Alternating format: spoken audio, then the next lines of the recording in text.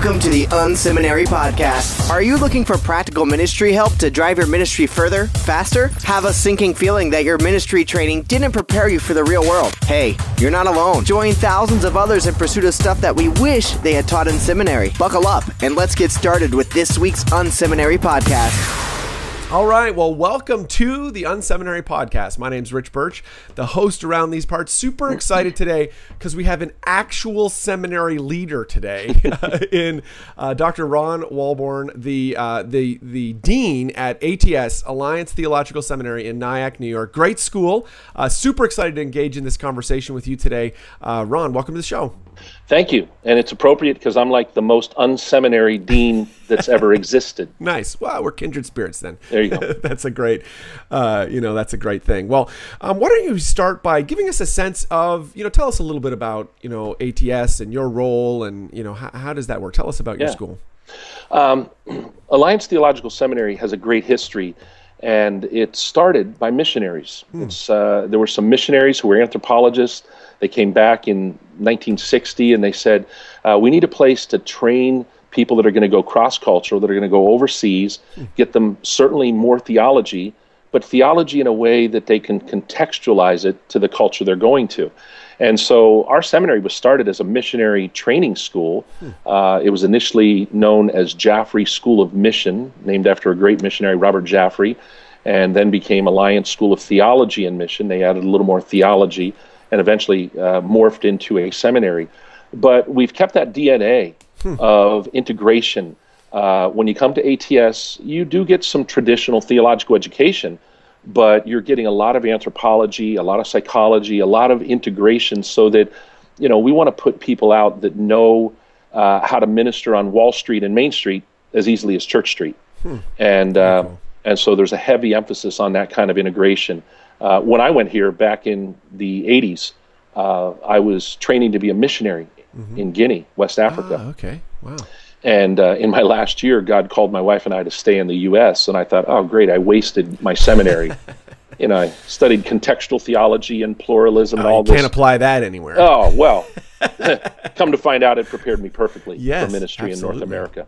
So that and a heavy emphasis on spiritual formation. Right. One of our profs likes to say, we don't want to graduate brains on sticks at Alliance. We want to make sure we develop their heart as well as their head. So. Wow. So now why don't we dig into that a little bit? What is it that, you're doing to ensure, within your institution, and then maybe even just for pastors, out in the field, so they're not just brains on sticks, not just people that can, do quote great theology, but their souls are being cared for.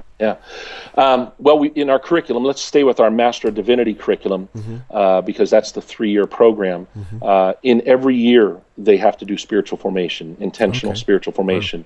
And so when they come in the first year, that is an initiation to spiritual formation course, where there's a lot of entry-level kind of training on basic spiritual formation, a lot of inventories. We do what's called an MMPI-2 test, which basically compares them with other seminary students and raises issues of pathology. And so I meet with them early on, and we get them into counseling if they need counseling. A lot of dysfunctional people come to seminary. Absolutely. And so one of the things our first spiritual formation class does is kind of raises those issues early on so that we can get them the help they need. And then the second cycle of spiritual formation, I teach that course. It's basically a foundations in life and ministry, and we cover a lot of stuff in there. There's also required counseling as part of that. And we'll talk about that a little deeper when we talk about different tools. And then we have a capstone course in their 3rd year that kind of summarizes everything together that they've learned during the 3 years. And along the 3 years, there's constant mentoring with spiritual directors. I was going to ask about that, whether you're providing the spiritual director piece in there. Yeah, right alongside. So, we're trying to get it in a very holistic way. We've got the spiritual directors, we've got the counseling available for them while they're students here. There's no charge for counseling. We have a counseling center, and they can even come with their wives, with their husbands, with their children. We allow them to do any type of counseling they need free of charge through our counseling center. Now that seems really progressive. I don't think I've ever heard of that sort of thing being provided by seminaries. Is that have I just been out of seminary too long to know about that? Well, no, it is relatively new. I think what helped us is one of our early professors at Alliance was a guy named Craig Ellison, and he started a counseling school that we're still connected with. It's the Alliance Graduate School of Counseling. And so it's not just theology, but it's anthropology for the missions emphasis, it's sociology, but it's also, holistic psychology, the best of Christian counseling as well. And so we're doing everything we can to keep that integration happening. Absolutely. The pressures when people get out into the real world can be really tough for sure. So what about, kind of ongoing training and development, for church leaders? Does ATS do that kind of work too? We actually do.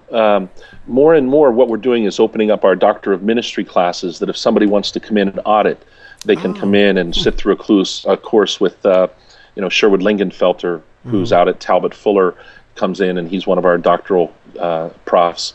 David Ireland from Montclair comes up and does a course on culture transformation. And Martin Sanders and myself do renewal weekends, not just here at the seminary, but we'll go out into churches and do weekends on spiritual renewal and spiritual formation. And so there's a lot of resources that we make available to the local church. So not only inviting them in, but our professors going out. Right. So very cool. Yeah. Well, if you were, there's, there'll be, hundreds of church leaders listening in today. If you were going to offer them some, some pastoral guidance, some kind of next steps, even on the, spiritual formation front. I realize this is not a great format for that. It's just an interview. What would you suggest? Some things they should be thinking about as they, think about those issues. This is going to sound like it's coming out of left field. Yeah. But I really believe that one of the things pastors have to grab onto is the concept of grieving. I don't think we grieve our losses well. And I think that handicaps a lot of pastors in embracing next steps in terms of spiritual formation. And loss isn't just the loss of a loved one. It's not just death. It's when your dreams begin to get picked off. It's when your vision for ministry begins to get sabotaged. It's when friends betray you. And I find so many pastors, they don't allow themselves to grieve adequately and well. And what happens, they begin to live reactively instead of proactively. The margin in their life gets filled up with hurt and pain. And so what I advocate when I go out and speak to pastors is that grieving needs to be a regular part of their spiritual formation process. In fact, I think it should be part of the Shabbat, the Sabbath rest, where at the end of every week we pause and we certainly thank God for the victories, but then we take some time to journal and process, and maybe we need to process with another safe person the losses that we've gone through this week. And when you do that well, when you grieve well, Jesus said, "Blessed are those who mourn, for they will be comforted." There's a comfort that comes. Pastors can leave stuff behind to embrace what's coming next. It allows you to embrace the next season rather than live out of the past. And I think I found over the last 15 years that is one of the key pieces for pastors. I've actually done I'm not trying to sell my own video series, no, it's great. But I do have a 6 session series on spiritual formation. We deal with the discipline of honesty. We deal with bounded set, centered set, which is kind of legalism, religious spirit stuff that kills our faith. We deal with grieving, and it's 6 sessions. It comes in a DVD series with books for people, designed for small groups. So if they contact me at the seminary, I can put them in touch with where they can get that through my production company. Okay. So it's just a resource. Yeah, that's very cool. Now, what would you suggest to, even something you said there, there's a lot of solo pastors who listen to the show, and they carry a lot with them. They go home at night and they don't really want to unload on their spouse because, that just can become toxic. How would you suggest to even a solo pastor who's out there, to find someone else? What would be some steps you think they could take to find someone to even help with some of that? Yeah. Well, the first thing I tell people that are desperately looking for someone to be safe with is that you've got to be a safe place before you can find a safe place.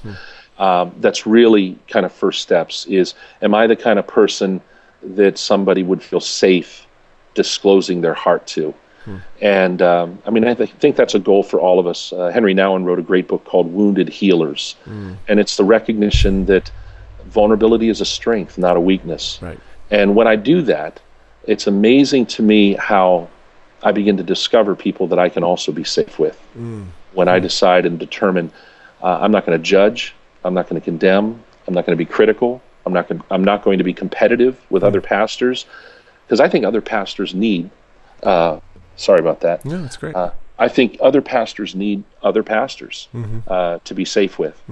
And so I'm a big proponent of really building collegiality in, interdenominationally with other pastors, because I think sometimes pastors outside our denomination can be our safest places. Absolutely. Yeah. I actually just last night I ended up had a pastor friend of mine contact and say like, hey man, we just need to get together and talk. There's some stuff, and it wasn't anything significant, but it was just life stuff, and how do we wrestle through some of that, and sometimes I think particularly for people who are processing a lot of pastoral concerns with people day in, day out, that you need someone to interact with, absolutely, and to talk. How does that impact me? How does that impact what's that doing to my spiritual development? How absolutely. am I dealing with that, for sure? Yeah, because not every place is a safe place, right? And I do a talk on the discipline of honesty in that series. And you can't turn your pulpit into your therapy place. So true.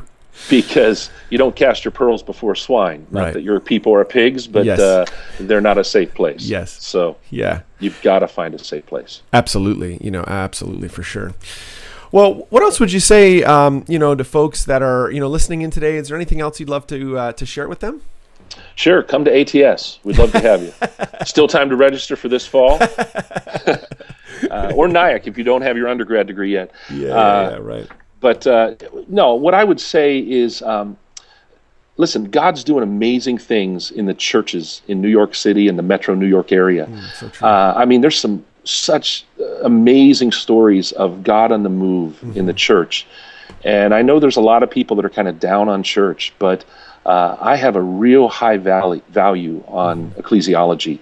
And I think sometimes those of us in parachurch ministry kind of look down on the local church. I just had a conversation with a dear friend of mine. He's a CEO for a parachurch organization.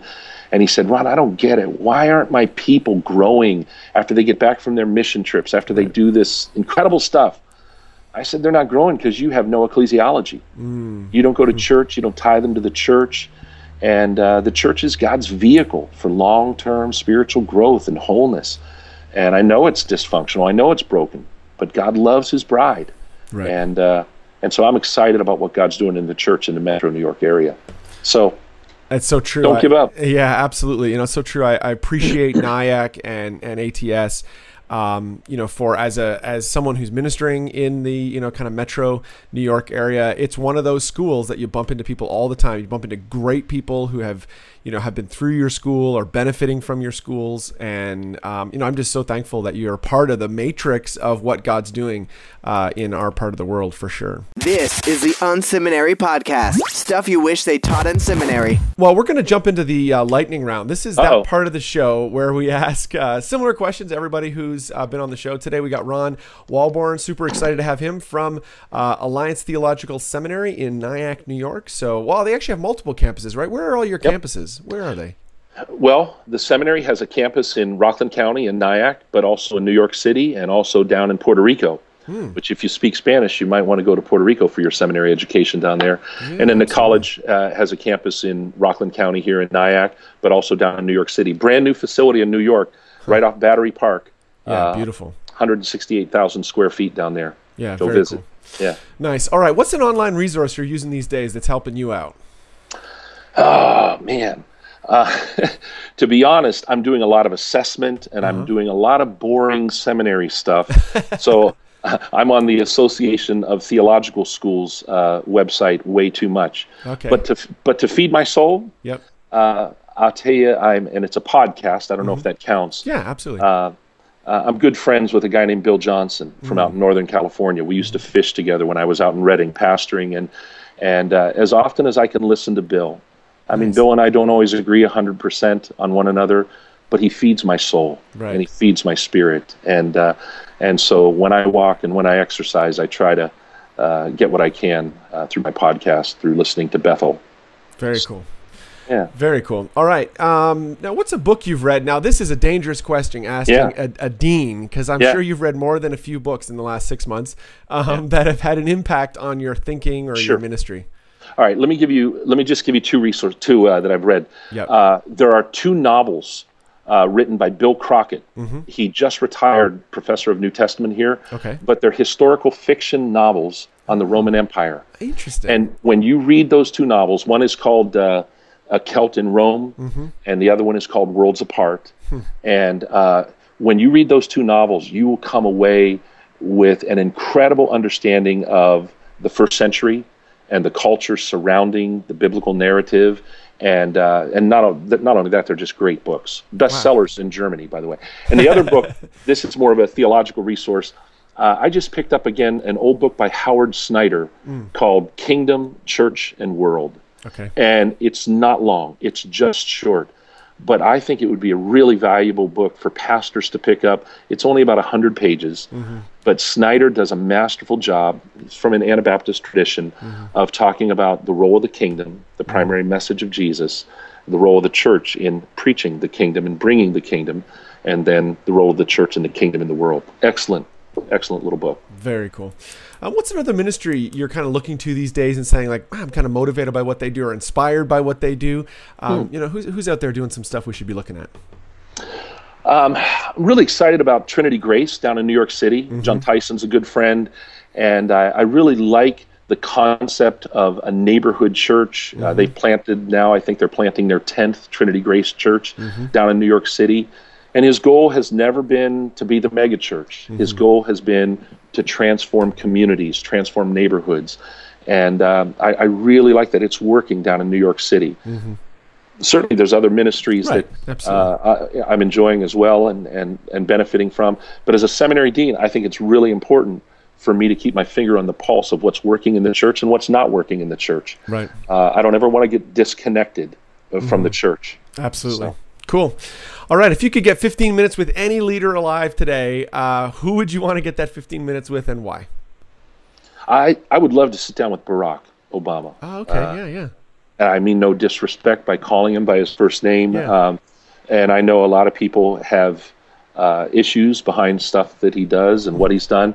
But the reality is I've known some people that have spent time with him. And they come away with a very different perspective than those of us that know him through the media. Right. And so Gabriel Salguero is one of our adjunct profs here. And in fact, one time I was sitting in class observing Gabriel. He was teaching a theology course. And all of a sudden his phone rings and he said, "Excuse me, I have to take this." And he walks out of class. And I looked at the class, and here I am. His dean is observing him and evaluating him, and he takes a cell phone call. Yes. Well, it turns out it was the White House. Yeah, you pick that phone up. When that phone rings, you pick that one up. Yeah. He was praying with Obama out in the student lounge. I said, okay, you can take that call. But I would really like to understand what's going on underneath the surface of why he's doing the things he does. I think that's true with all leaders. We don't fully understand them by only looking at the decisions they've made. Right. Cool. Well, when you're not, busy being a dean, which I'm sure keeps you really busy, what do you do just for fun to kind of kick back, relax, and enjoy life a little bit? Well, first of all, I'm a new grandpa. Oh, congratulations. So 12 days ago, my son and daughter-in-law had our first grandbaby, granddaughter. So my wife's driving me crazy. When are we going to Syracuse? So we were just up there last week. And so I have a feeling because of my wife and because of me, and our deep love for this little girl, our new hobby is going to be trips to Syracuse regularly. But, I love to walk, and I love to golf, but I haven't been able to get out golfing much. But I have been walking a lot, and I really enjoy just walking with my wife especially. Very cool. Well, Ron, I appreciate you being on the show today, for giving us some time. Super appreciate that. If people want to get in touch with you or with the seminary, how can they do that?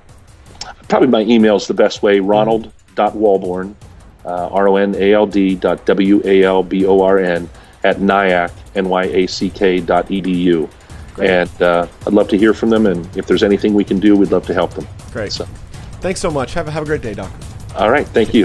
Thank you for tuning in to this week's Unseminary podcast. Don't be shy. We'd love to connect. Check out Unseminary Inbox. You can sign up at unseminary.com and we'll send you helpful training resources every week. Plus, you'll gain immediate access to our exclusive members area with tons of resources you can use. Connect with Rich on Twitter @RichBirch or through email rich@unseminary.com. Don't forget to check out the show notes for this episode at unseminary.com. It includes links to what we talked about today and more. Leave a comment. We'd love to hear from you. Did you enjoy today's episode? Drop by iTunes and leave a review. Thanks again for tuning in to this week's Unseminary podcast. Join us next week when we'll learn more stuff we wish they taught in seminary.